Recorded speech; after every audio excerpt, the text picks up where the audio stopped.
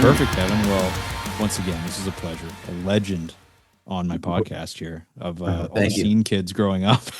No problem. And Absolutely. it's great because I know, like, with Warp Tour this year, like you guys bringing it back last year after that hiatus, it's cool to get to chat with you and kind of learn the insides of, that festival, and also getting to learn, some more about you too, like you growing up, all the stuff you've been kind of doing. And Yeah. I get, like, because you teach, right? You're a professor. A full-time professor. Yeah, I've got 3 classes tomorrow. I think I'm prepared for tomorrow. So, That's and crazy. then How's next that? week, How's that grind? it's a lot. I do two days a week, but 3 classes twice a week, and then I'm officiating my first wedding this weekend. So Oh, that's what nice. I'm planning on getting that together. So, yeah. Oh yeah, that seems like a little bit of pressure to kind of put that Oh, together well, it though. is now. I'm hearing how big the wedding is. Everyone I'm talking to is going to it. I'm like, I thought it was going to be like a small gathering, and Yeah. it's two people that met on Warp Tour. So, Oh, that's so cool. yeah, Well, that's the ideal person to have officiate your wedding then. should be fun. Should be a nice time. Well, that's great. And so how's everything kind of going for you with the new year and getting everything sorted for Warp Tour coming up? I'm sure you still got lots to figure out, right? Well, it's more refining everything. We went up and people say, "Oh, you're just doing weekends." I'm going, "That's harder than a 2 month tour." Because once Mm, you leave on a 2 month tour, we were just everything was on our trucks and we got in a flow. This is stopping and starting like completely, I love when the kids online go, "Why isn't this band? Why is that city?" Well, trying to book. I mean, we're booking from bands from June till November, yeah, that's not crazy. realizing a lot of people that these bands have other things to do. They have European tours, they have records to do. So putting it together is more of a jigsaw puzzle than booking a band for 2 months and let's go. Yeah. So the book, everything is I don't want to say grind, but it's a lift. There's a lift on every show. And then adding our Canadian market with Montreal coming back this year and Mexico City, it threw a few more dynamics into that than just doing the 3 US shows that we did last year. So I mean, it is definitely a lot. It's a lot, and you want to give everyone your time. You want to bring new ideas into the show because you could almost fall into that trap of just duplicating the show in some ways. But Yeah, for everything we sure. do between the stages needs to be fresh. Or last year we had freestyle motocross and we had a big skate ramp and we had some other attract. This year we're like, okay, we need to get wrestling in there and we need to bring in some other attractions. We need it to feel comfortable and fun, like a backyard party. That's what Warp kind of is, and a place where we can give you new things each year. And when you're in that big cycle, it's like by the time we were just wrapping up November in Orlando, and even though it seems like a long time, you're well into the booking process in the summertime for the show in June, and then you got to kind of it's a lot of movement going on at once, but invigorating in a lot of ways. The response has been good. It's fun to see the fans embracing it. It's fun to see the comments in both French and Spanish coming out of Mexico City. I like to say, I don't know, it might be the French kids cussing me out at, I couldn't, or whatever they're Can't doing, tell. but at least they're talking and at least they're communicating in a time when we need communication for young people. I Yeah, for mean, sure. this alienation that's been put together through some of the things that are out of our control, and it's just not right. Oh, I So if we can unify people with through music and give them some joy, I may as well do it while I can. Oh, of course, yeah, and that's just awesome of you to do that. And you've been doing that for so long. And like it's the longest running festival, right? Like and I'm Yeah, kind of well, curious after the break, like when you just like when Warp Tour came back, how was that after having that long of a break? Was it pretty cool to see it all kind of come together again? it was. I was very nervous. I'd been doing shows, a lot of benefit shows. People know me. I do golf tournaments for charities and things. So I never was completely out of the business. We were still doing some shows here and there, but I had one shot to get it right. And that was like a little nervous because when you're going into these weekend shows, yes, you're going to have some bigger stages. You're going to have some lights and we had pyrotechnics. We actually had a drone show, unexpected. We did it in November, but it was great, turned out great. that you have one chance to come back where people come back and go, well, wow, okay, that's accepting, that's different, but I felt comfortable in between the stages. The Mm, nonprofits, the signing tents, the Warp Museum, the acoustic tent, all the things that go on between the stages. I feel we got about 95% right, 98% right, which which I think people were like, wow, this is still like a different. There's a lot of wonderful festivals out there. I know that there's wonderful festivals throughout Canada. They do them up in Edmonton. I know. I just met the booker for some of the festivals up in Edmonton, oh, and nice. there's a lot of people know how to book festivals and put them together. Yeah. Our world has become pretty professional, very professional in putting these on now. But each festival has its own soul and heartbeat, and that Warp Tour has always had its own, and that's what's made it unique. Still not announcing the bands the way we're doing it right now, rolling them out every few out. I think we're doing 10 a day now until the end. We got so many videos to put out. Yeah. Um, that's different. We're just a different thing. We're not for everyone, and that's okay. There's other festivals that dump their whole lineups. A lot of put them out all at once.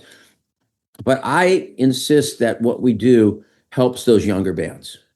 It helps Yeah, that's the great. fan to slow down, check out new bands, and they may be small. We've announced some very small bands, and their fan bases have doubled overnight because people took time to listen to them, and they go, "Oh, have a little trust." I think with some, there's enough people that have trust that we're very A&Ring our festival is very important. We A&R it, and then we have to be very careful because we keep the ticket price as cheap as possible. Hmm. Yeah, no, You that's know, great. the $150 US ticket price is pretty cheap for a 2-day festival. Oh yeah, I agree. I've seen ones way higher than that. Yeah, So so that's a no-brainer. that adds another whole twist into it because you have to be very cognizant of how you book and how you work. And we have a lot of bands that took a little bit less money so they could be part of Warp Tour, so they could keep that ticket price with us. They had to understand. And then other bands, their economic model didn't work with us, and that's cool too because maybe someday it will. Yeah, fair enough. No, that's great. And like, was there a moment during that hiatus that you're just like, okay, this is the time now to like bring it back?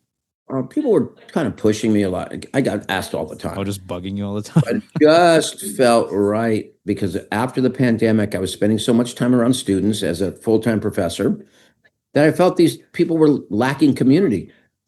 Everyone Mhm. talks about community. It doesn't form overnight. You have to vest into that community.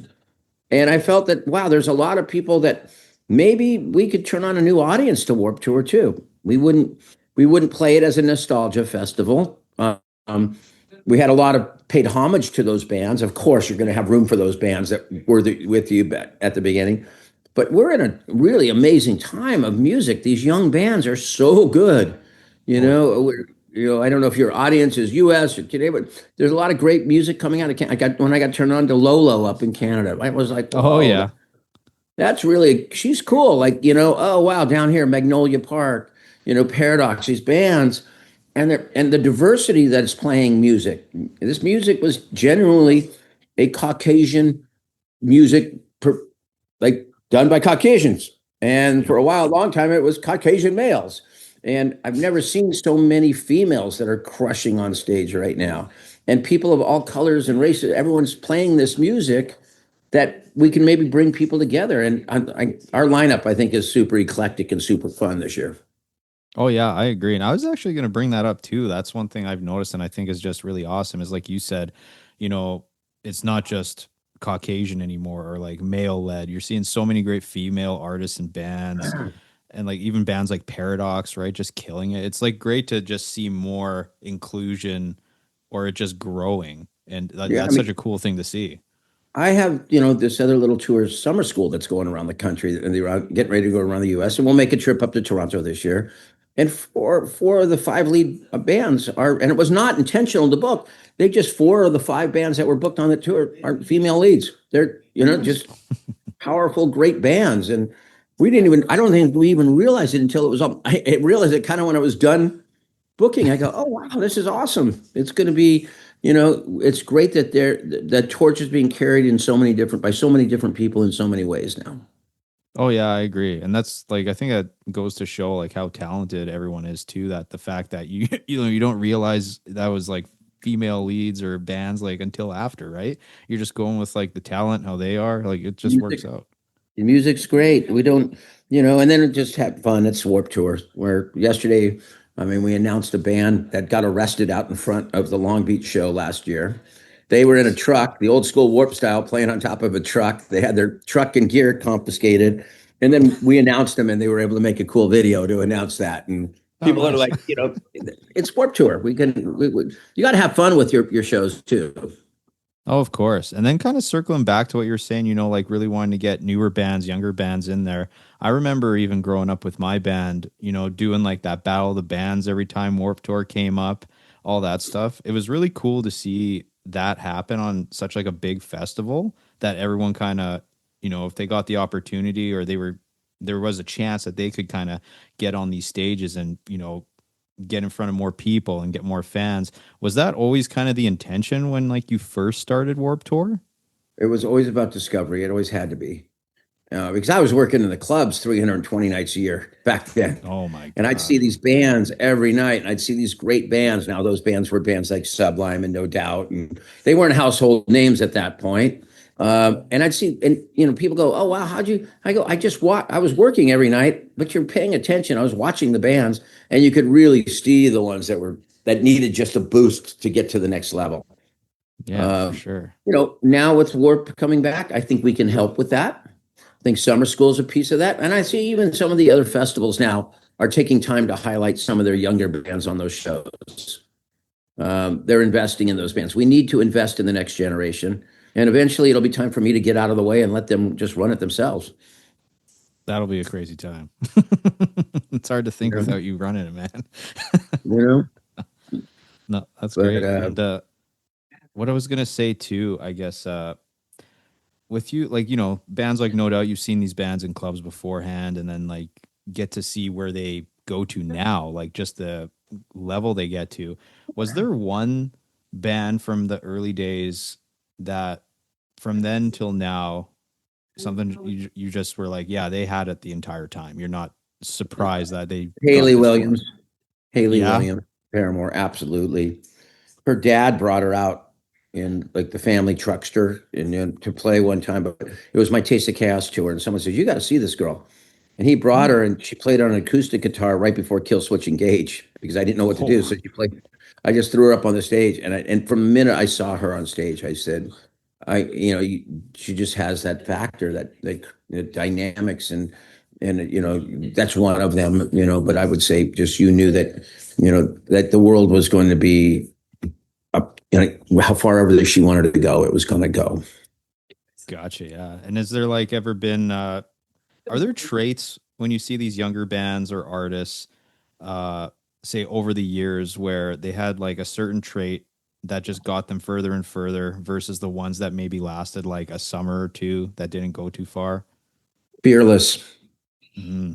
fearless, and not in a bad way. They didn't overthink things. They just went out and did things.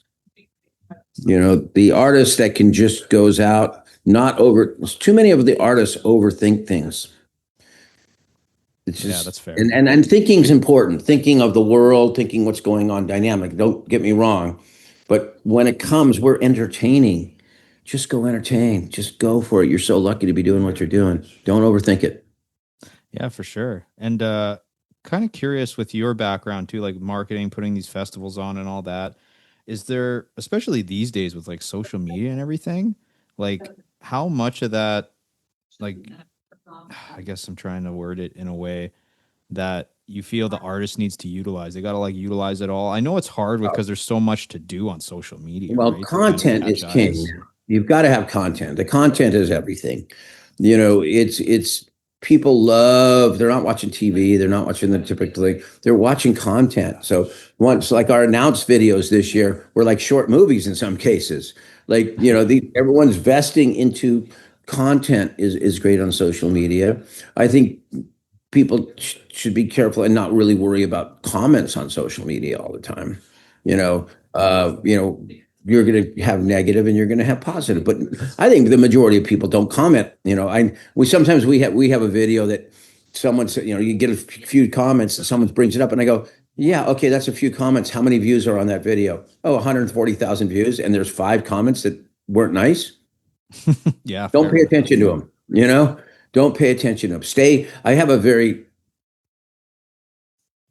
poignant. I don't know if it's. I just keep saying it right now for some reason. Stay on track. Stay on track. We need to stay on track. What we do, I think we do well. We just need to stay on track and not worry what anyone else is doing. Yeah, it's one of those things I always remember hearing people say too, like just don't even read the comments. Like leave No, that be. no. I only glance at them to see all the languages people are talking, or hey, people from South America are commenting, or Brazil commenting now. Maybe it's giving me some ideas. Maybe I need to get down there with Warp Tour at some point. Yeah, fair enough. Yeah, that'd be cool. And yeah, I mean, I'm kind of curious too. I know you've probably been asked some of these questions many times, but when you when you were what was like the initial moment where you first came up with the idea of doing Warp Tour? How did that come to be? No, I was doing events with snowboarding and skateboarding, and we'd have bands up in the mountains for charity, board aid, boarding for breast cancer. And someone had mentioned backstage about something called the X Games, where action sports was going to be on television. Now, we were doing action sports in California, and it was being in Florida in certain pockets, but it had never been tied together. And this music had never been tied together across the country. Lollapalooza tied together Jane's Addiction, Susie and the Banshees, Nine Inch Nails. I was on that tour. It was fantastic, but no one had really tied it together for these bands I was working with in all the clubs. Hmm. And those people were all skateboarding. They were kind of, so it was like a moment in time where I put in a lot of dues, 13 years of dues into the business of working up to 320 nights a year, that I said, I got to have to go do something myself one time. It was going to be one time. It was like, let's go do something. I felt confident enough to go try something and do it different than anyone else and just see how it worked. And many years it would have not done, but I had a lot of people that were willing to see what I was trying to do. And once they saw it, they go, oh, it didn't work this year. But then I came back and I had bands like NoFX and Pennywise, maybe a little bit bigger, well known to a certain community. And we got that second chance, and the promoters started to get their heads around it because, a year after Warp Tour played that first year, No Doubt and Sublime were some of the biggest bands in America that they had not ever heard about Yeah. 16 months earlier. And then we started to kind of Black Eyed Peas and the Deftones and these bands. And most of the promoters back then I worked with were super music fans. They were independent promoters that were excited about seeing some of these bands that were coming through their clubs getting a bigger platform because they knew they would be playing bigger venues in their cities the next time they came through. And through their association of working with them when they were young, and then all the times when they were on Warp Tour, being my promoter, maybe they would get a chance to promote them before some of the big people knew who they were. Nice. That's cool. Yeah, because I remember reading like the first one, like you said, it was like a one and done you were going to do, and then Vans talked to you, right? They wanted you to do more of just like a skating Yeah, having kind of amateur festival. skating, Yeah. helping them out with amateur skating. And I was like, you can't just have amateur skating. You have to be part of my successful music festival. It was a sometimes you have to stretch things to get things done. That's And fair. uh and then Steve Van Doren and me hit it, we kind of knew each other a little bit, but we hit it off real well. And he's my person, over there. They've gone through a lot of incarnation in different people at Vans, but Steve's been a consistent for all these years, and we text all the time. I text him this morning about stuff, and it's nice to have that long relationship, and I think Yeah. mutually respected too. Like he never tried to tell me how to run a festival, like me not telling him how to make shoes. Yeah, that's fair. Kind Yeah, of know your lane. yeah, exactly. I don't know Yeah, if I like that definitely. term, but sometimes you need to stay in it. Yeah, fair. Yeah, that's awesome. And did you like, I guess thinking about it back then, did you ever think it was going to be this long you'd still be doing No, this? no. I thought, I'd be working some job running a summer camp or, Yeah. working at a ski resort up in the mountains or a resort, maybe putting towels on, being that old guy at the beach renting you beach chairs and paddle boards. Yeah, like I guess what did you always kind of just think like after every year you're like, oh yeah, this is like maybe it's might just be the last year we do Yeah, this. it could. It could. I this could be the last year. I don't know. Yeah. Never take it for granted. I will never take it for granted again or much for granted because I live in a community that almost burned down. We had large wildfires down here last year. And Yeah. the things you took for granted of your community, I will never take for granted again. The old junky golf course down at the end of the street, it'll be my new country club after when they finally reopen it because it's like I don't want to play there. It's a junky golf. No, I'll be there all the time just because I'll be appreciate it much more. Yeah, it's unfortunate that moments like that kind of comes to fruition. Like you're just like then you're like, okay, I understand this now, right? But Warp came back into my life at the right time. We were dealing with a lot of my community was suffering and a lot going on, but I had the distraction of working on something I love so much called Warp Tour. I also am teaching full time, so I really didn't miss a beat where I didn't feel that kind of loss at all. And then I was able to turn it around into doing benefit show for my community recently, doing work for helping my community wherever I can. There's a ton of work to do up here, but ultimately, that's what you become. I'm a worker. I get up and work every day, Yeah, and fair enough. and that's what I do. I just get up and work and have a job now that I've been doing now for 45, 47 years since my first show I ever put on. Wow. And if you're getting towards the end, you're just going to run out of time. You are. You're just, I have friends now and more friends. Have more friends. You have more funerals than weddings or births sometimes, Hmm. um, and keep doing it right now while we can. And, while you're excited about it, because you never know when something's going to knock you down. It knocks all of us down at some point. No, that's true enough. Yeah, I like that. And out of curiosity, what was the first show you put together? Oh my gosh, it was I guess the first like official show. I'd done some backyard parties and things, but I rented a community center out in Claremont, California, where I lived, and had a band. Well, Fishbone was one of the bands that played. They were Oh, the most well known band. They were just starting out, and I met them in L.A. and they came out and played about an hour outside of L.A.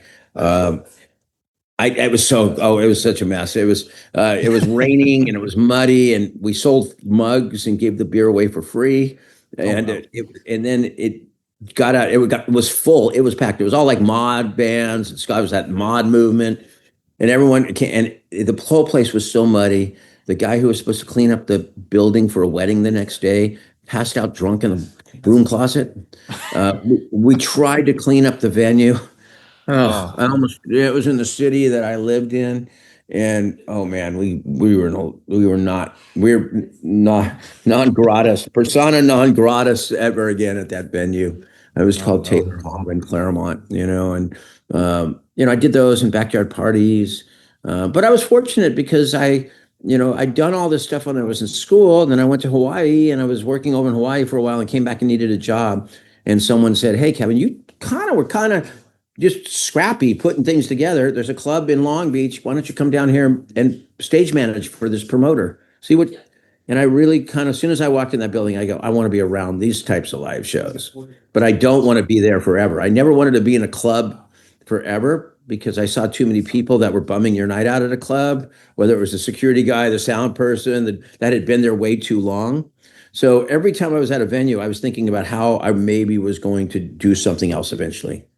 Hmm. And the years piled up, the shows piled up, the venues got bigger. And then I was asked to be the stage manager of Lollapalooza in 1991. And I'd never even really been on tour, maybe a Oh show here wow. and there with some bands.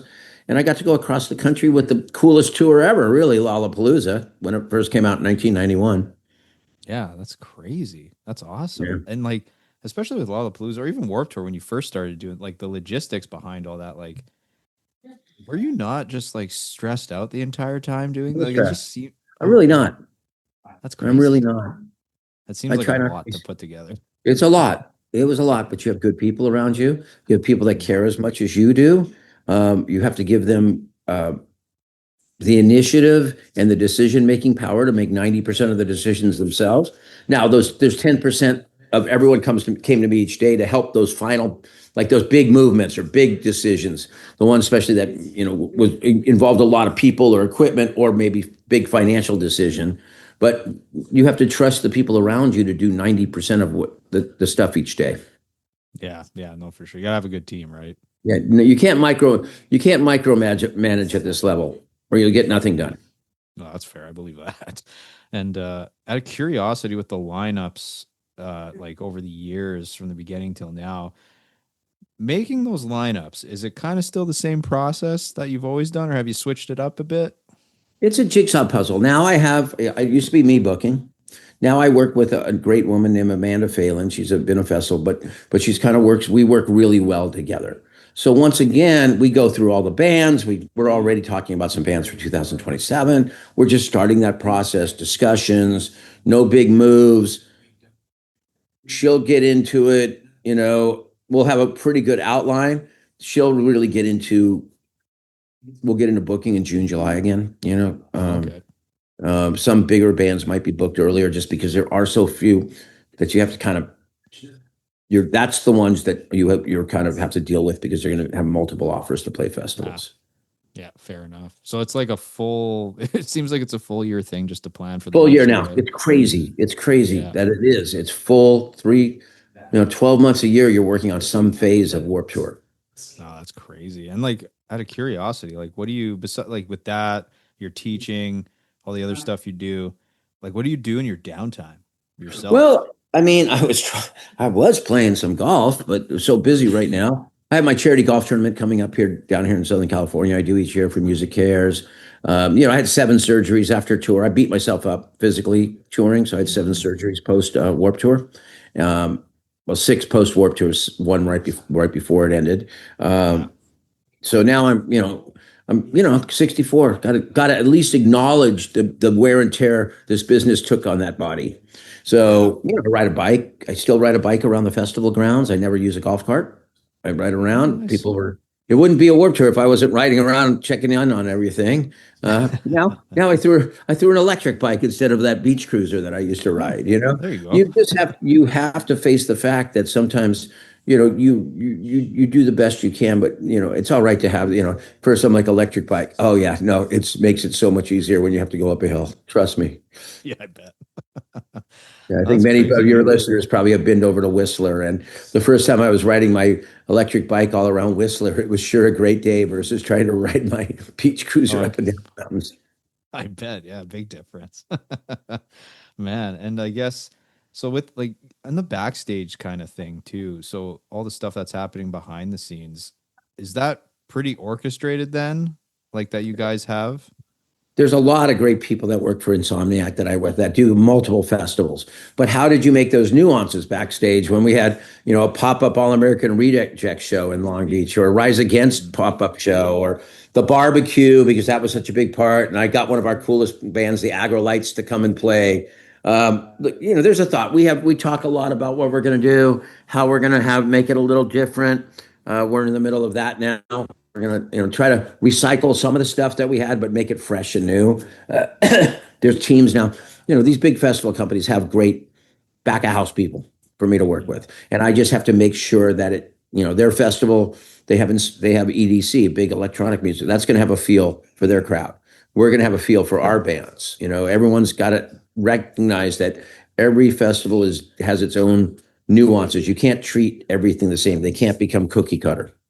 Yeah, for sure. Yeah, it just seems like yeah, I'm it's amazing that you have a good team or everybody that's kind of orchestrating that and making sure everyone's having fun too, right? Like I'm sure the bands enjoy that too when they're They had a really good time. A yeah. lot of bands told me, "Hey, Kevin, we play festivals. That's how we make a living doing festivals." But we came back to Warp Tour because it felt like home. Mm, that's awesome. That's super cool. No, they were paid too. Don't get me wrong, but Oh, of a course. lot of them, Then you got bands that are like, my new house band, Bowling for Soup. They can play whenever they want. They don't even have to be booked. They're just welcome everywhere. They're the kindest, nicest people that you ever want to be a band on. That's why some of these people you know that they're going to put on a great show. Why not have them around you? 303, nicest people ever. Yeah. Bowling for Soup. Come play every show. Everyone's going to have a blast. Yeah, for sure. Yeah, Yeah, I'm gonna have a I've blast. And you're going to bring some joy to me backstage when I run into you. It's always like a big giant hug and everyone's having a good time. And, now it's a lot, you see baby photos and sharing and everything going on, it's great. No, that's cool. Yeah, that's funny. I had Jared on the podcast like a year ago, and yeah, he's like such a nice guy. That was such a fun Such a nice conversation. person, kind of people you want to hang around with. Oh, of course, yeah. And like I've had, and it's cool. Like I said, it's kind of full circle. Just growing up in the scene with Warp Tour, I've gotten to chat with some bands that I've listened to growing up, like Jared from Bowling for Soup, Sum 41, Mayday Parade. And Yeah. I'm curious, like with throughout all the years, and especially with the bands, just all the bands you have in the lineups and all the backs things that are happening backstage. Was there like, was there any specific band or person that was kind of like more of like the class clown, like around Warp Tour all the time? Oh gosh, class clown. Just like, I mean, just having classic, fun all the just time. I having mean, fun all the time. Jared from Bowling for Soup's having fun all the time. I'm telling you, Yeah. that's why he's welcome. But you touch on someone, Derek from Some 41. He was part of our community through the ups and downs. We know one about, but what was so fun in Orlando? He has his new sock company, and Hmm. I said, "Come on down, let's see how it goes. Let's see how the socks go, and come down." And he came down with genuinely no pressure. He was launching his sock brand. Next thing I know, he's singing with a School of Rock under a 10 by 10 tent, like the old school style. They were doing a little thing on site. You saw Derek just having a lot of fun again, That's cool. and that was really a special moment last year. So the door's always open for anyone to come and want to play. We just have to figure out if it makes economic sense for all of us to make it happen, because I really am an advocate of that lower ticket price. And it just sometimes you got to match up, because we're trying to deliver a lot of talent for that ticket price. Yeah, for sure. And with you, all these years of just doing it too, I know you probably got like crazy stories of, hilarious things happening, bad things happening at these festivals and stuff. Like Well, in those situations, I think more so at the beginning, like was it tough to kind of be the guy wrangling people in, being like, "Hey, let's calm down," or all well, of at that? at Did the it take a beginning of my bit? career, I was touring with my peers. Those people were closer to my Bad Religion, NoFX, Pennywise, even Offspring. We knew each other from working in the clubs. Later on, I was like they're touring with kind of like I was either a mentor or a disciplinarian. Really honestly, they looked at me as dad's walking down through the buses, tighten it up a little bit, pick up your trash, or people would come and talk to me about business advice or life advice or maybe something like that. That maybe asking some of the things that I'd been through, so we try to pass on how we handled our mistakes so they wouldn't be as bad to the people below us. Some people listened, some people didn't. Now I just kind of go there, and it is a very weird feeling, in a sense that, man, I could be their grandparents, in a lot of ways. And it's nice, and I don't ask for it. I want to be treated, but it's very weird. I felt very at the last summer shows, like almost like a little bit like, oh, we should all be nice to him before he croaks. Look how old he got. No, no, it was very nice. It was nice to have the younger bands that came up that maybe heard, stories about Warped Tour, but never had the chance to experience it. And for me to get a chance to sit down and talk to them, show them that I am a regular person, that I'm out there working like everyone else, and I felt good just being able to meet so many young men, like having a discussion with Honey Revenge, and being able to talk to them about the need to write some great songs, that they're just right on the edge. All they need is a great couple songs, and me, hanging out with Charlotte Sands, who and these younger artists, just getting to talk. Not I'm not going to hang out party. I'm not going to be hanging out after with the show. I mean, literally the after show barbecue. I was tired. I hung out for a little bit, thanked a lot of people, and then I just head back to the hotel, because I Yeah. had to get on a flight the next day and go home and teach, Oh, there you go. and You walk got a lot back in. going Yeah, on. you could be like this thing on a parking lot, but man, you're just Kevin the Professor on Tuesday morning. Yeah, true enough. And speaking of the younger bands too, are there like any young bands or artists that you're looking at that you're really excited to see where they go with their career? God. I've said some of them: Magnolia Park, Home Team, Mm. Honey Revenge. There's Chase Petra, South Arcade right now. You're Oh just yeah. starting to see these bands, and really thinking that. in a different time or place where it's harder now because you don't have the whole system of a record and radio, but just got those bands right now. I could imagine them all being played on K Rock at one point of their lives, Yeah, for which is a sure. big radio station down here in Los Angeles. That Yeah. they would have been that new generation of bands getting chances to play like Sum 41 or Blink 182 or Simple Plan or, prior to that, I hope that we can rally around these bands and make them the next generational headliners of these festivals.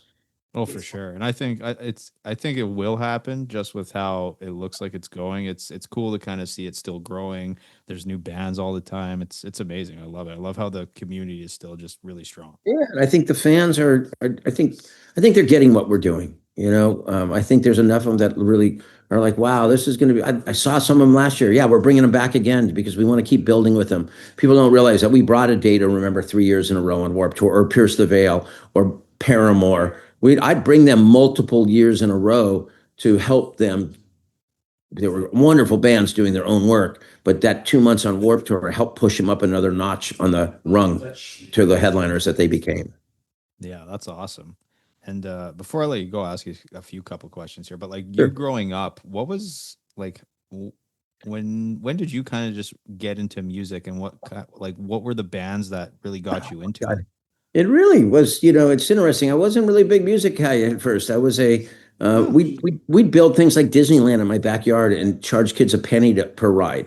So I was kind of maybe a PT, maybe a younger PT Barnum. Like how did you okay. convince kids to pay you to go on your swing set? Well, call it a jungle ride and pull them around in your wagon with your stuffed animals down the side of the yard. We'd have parents yelling at my parents, going, "Why are your kids charging money to go on those?" Like, so I was maybe a little more of that kind of PT Barnum vibe than music, but then I Okay. gravitated into music a little bit later. When really not until I was right around at the end of high school when I really kind of got turned on to my first punk rocker. His name was Xerox Clone. And he was this kid that showed up at our school, and I was talking to him, and he was telling me about the bands like the Sex Pistols or bands like that. And I was always attracted to people that, because I got picked on in school, but I figured out how to navigate my life and kind of have fun and make fun of those people that picked on me, and realize that one day that those things drove me. It's interesting. You don't know what drives you in life, but you know what? When I go back to my 30th and 40th reunions and things like that, it's been like people are like, oh, wow, that guy turned into something. Maybe I had to prove something. I don't know. That's But cool. Yeah, that's but cool. then I kind of got hooked on music and got that chance to work in the clubs, and it was all over. I didn't want to do anything that didn't include something around music. I have 3 words that describe myself. I teach my students to have 3 words that describe yourself and try to follow those and thread them through your life. And mine was music, philanthropy, and education. That's And if I awesome. could thread those things through the businesses I've had, through the tours I've had, now teaching, it'll be a full life when it's all said and done. Yeah, that's great to hear. That's awesome. And out of all the years of Warp Tour, like I know, it's probably always fun every I year, know but this question. This is a hard one.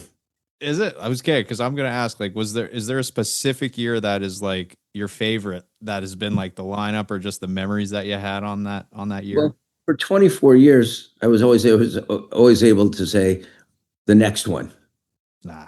The fifth one, the 25th year, I was like, oh man, I gotta just say, there was highs and lows, but way more highs than the lows. And you forget to survive in this business, you forget about the lows. You have to be able to put those aside and out of the way. And those highs for me were like the days that we would take people on days off that had never been skydiving, never been whitewater rafting.